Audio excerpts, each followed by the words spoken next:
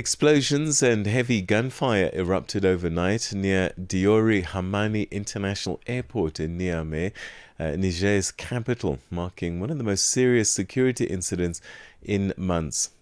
Armed gunmen launched a prolonged assault on the Air Force base housed within the airport complex, which is now a hub for Niger's fight against insurgent groups in the Sahel. The country's military leadership, which seized power in a 2023 coup, has blamed external actors, even as analysts point to jihadist groups targeting newly acquired military assets. With us now to unpack what happened and what it means for security in Niger and across the Sahel, we're joined by Ulf Laessing, who's director of the Sahel Program at the Konrad Adenauer Foundation. Very good morning to you and welcome, Ulf. Thanks for joining us. Good morning. Thanks. What have you been able to establish and find out about these explosions and this gunfire at Niamey International Airport? Yeah, it was an attack by jihadists, which have been haunting the country for several years, and they chose a high-profile target, the airport in the capital, to damage the government's reputation, a military government who claims that they've been improving security, you know,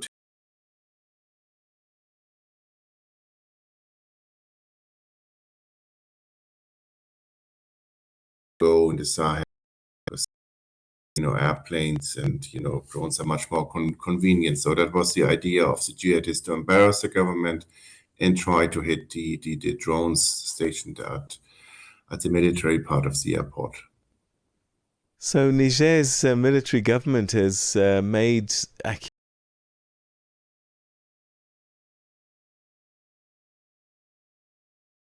how credible could this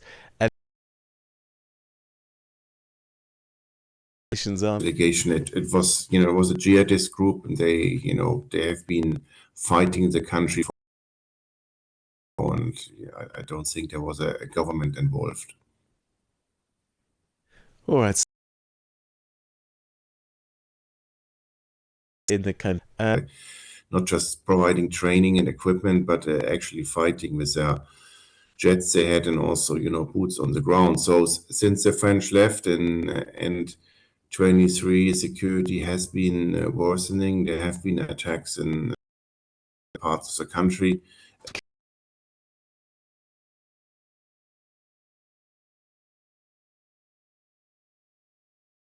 Capacity, maybe intent. The capital where I'm based.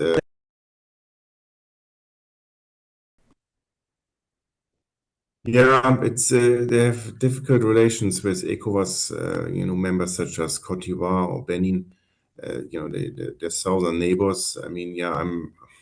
So there's not so much cooperation as it used to be. They've, reinforced cooperation, among the other Sahel states, also run by the military, Burkina Faso and Mali.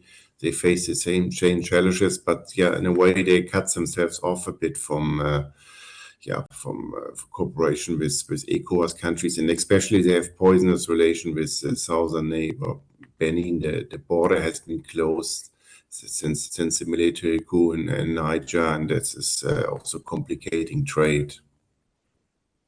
So, do the authorities have the capacity to fight back, or if they don't get urgent help, could we see an escalation?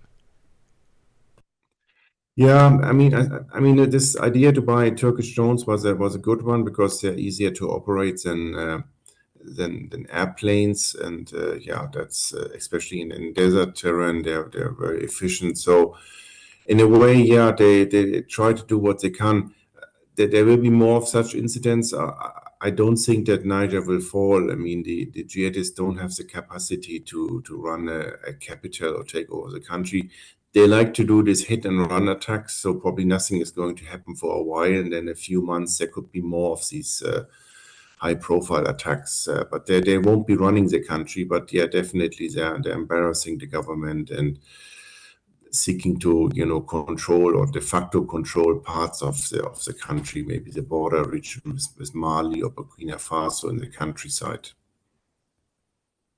All right, and that's where we're going to have to leave it. Thank you so much indeed for joining us, Ulf, and giving us some analysis on this developing story. It's been a pleasure. Thank you.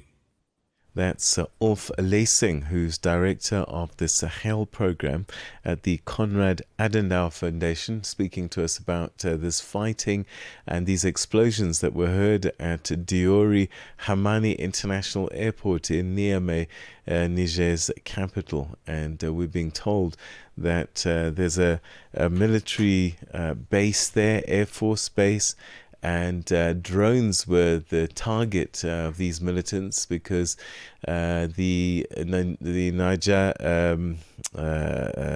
authorities have been using those a little bit more than planes because they're simpler to use, and so the militants decided to hit it, and that's what we're seeing. Okay, let's move on. It's 7:30. Here are your news headlines with Onelen Sinsi. SABC News Headlines. The African Perspective. Thank you, Peter.